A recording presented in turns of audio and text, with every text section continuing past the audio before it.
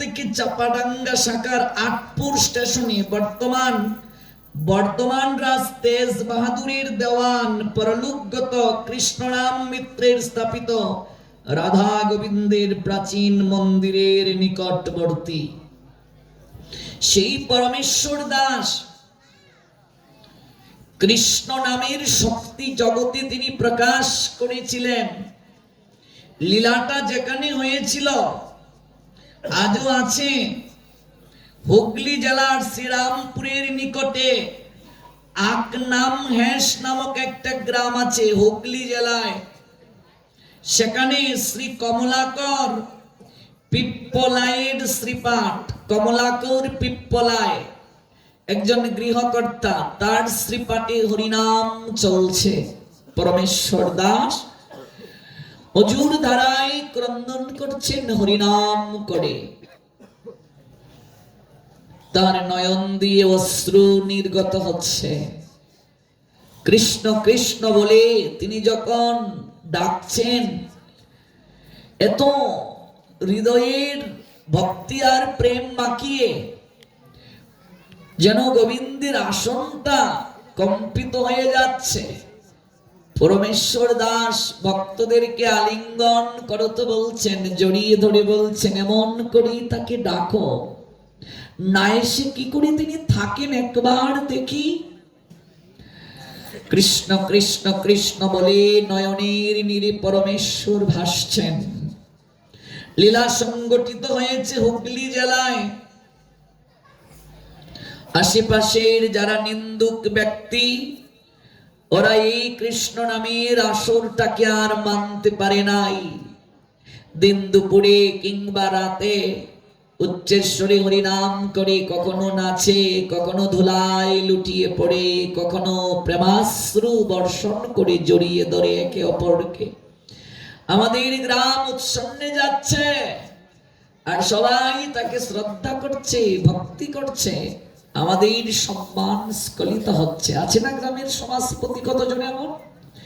ওরা মনে মনে চিন্তা করছে কি করা যায়, কি করে এই হরিনামের আড্ডাকে বন্ধ করা যায়, কি করে অপমান করা যায়।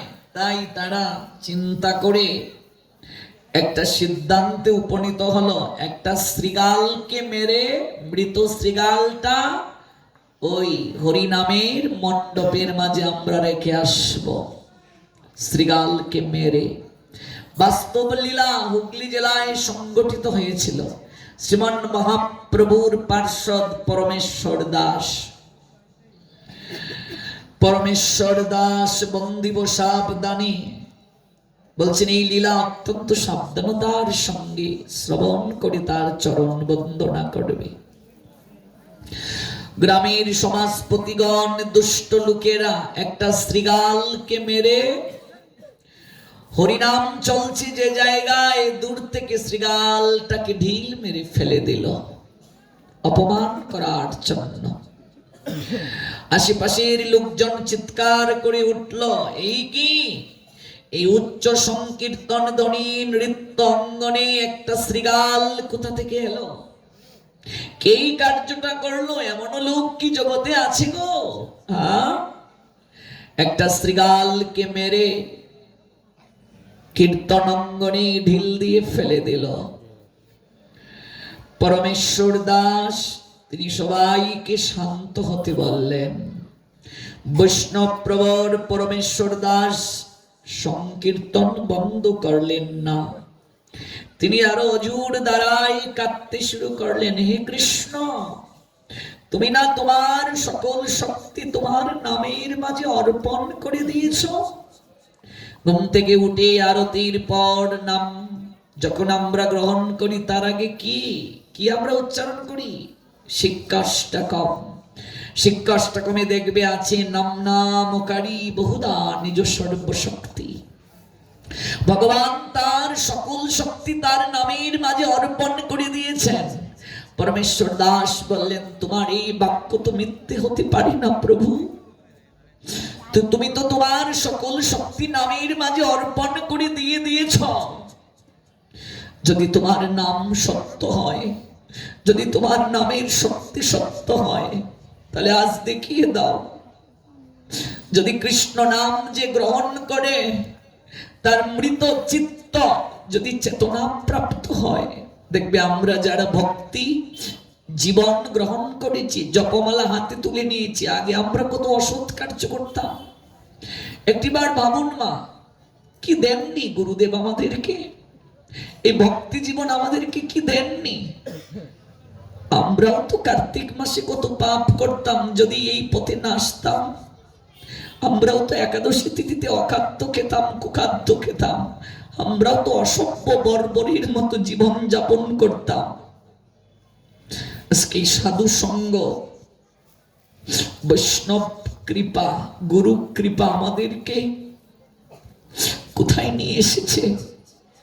একটু ভজন, একটু ভক্তি যাজন যদি আমাদেরকে এত কিছু দিতে পারে, আর যদি গোবিন্দকে আরেকটু গভীর ভাবে আমরা ভালোবাসতে পারি, না জানি কত কিছু প্রাপ্ত হতে পারবো। পরমেশ্বর দাস অজুর দ্বারাই ক্রন্দন করে কেঁদে কেঁদে বলছেন, প্রভু তুমি না তোমার সকল শক্তি নামের মাঝে অর্পণ করে দিয়েছ। তুমি আর নাম অভেদ, নাম নামে তো অভেদ, পার্থক্য নেই। তাহলে আজ দেখিয়ে দাও, নামের আশ্রয়ে যে চিত্ত নেয়, মৃত চিত্ত চেতনা প্রাপ্ত হয়, নবজন্ম হয়ে যায় তার। তাহলে আজকে মৃত শ্রীগালের চিত্তে প্রাণের সঞ্চার করে কৃষ্ণ নামের মহিমা জগৎকে তুমি দেখিয়ে দাও গোবিন্দ। মৃত শ্রীগালের মাঝে কৃষ্ণ চৈতন্য শক্তি তুমি প্রবেশ করিয়ে দাও। একজন প্রকৃত সাধুর ক্ষমতা নামের শক্তি কি আজও হুগলিতে সেই লীলা ক্ষেত্র রয়েছে, সেই লীলার স্থানটা রয়েছে। কীর্তন বন্ধ হলো না, নয়নের জলে কাঁদতে কাঁদতে মৃত শ্রীগালের পাশে পরমেশ্বর দাস কৃষ্ণ নাম করছেন। মুহূর্তের মাঝে শ্রীগালটা উঠে দাঁড়ালো। যে সকল দুষ্ট কুচক্রীর দল শ্রীগালটাকে মেরে নিক্ষেপ করেছিল কীর্তন অঙ্গনে, ওরা দূর থেকে দাঁড়িয়ে দেখছে, ও কি সম্ভব, একটা মৃত শ্রীগাল কি করে দাঁড়িয়ে যেতে পারে। কৃষ্ণ নাম করে পরমেশ্বর দাস ক্রন্দন করছেন। শ্রীগালটাও নাচতে শুরু করলো। মহাজন জানিয়ে দিলেন, শ্রীগালকে লওয়াইল নাম সংকীর্তন স্থানে, পরমেশ্বর দাস বৈষ্ণব প্রদান বন্দিব চরণ সাবধানে।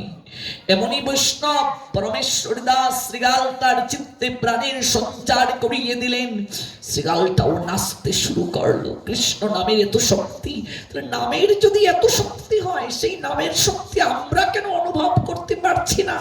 তার কারণ আমরা এত আবেগ ভরে হৃদয় দিয়ে নাম করতে পারছি না। মা, একটু ভক্তি ভরে নামটা করবে। তুলসী পাশে রেখে নয়নের জলে নাম কি করে দেয় দেখো। গৌর হরি কৃষ্ণ নাম করে ভক্তদেরকে নিয়ে যাচ্ছেন নবদ্বীপে। নবদ্বীপের এক মা, যার নাম সত্যবতী। সত্যবতী কোলে তার দুধের বাচ্চা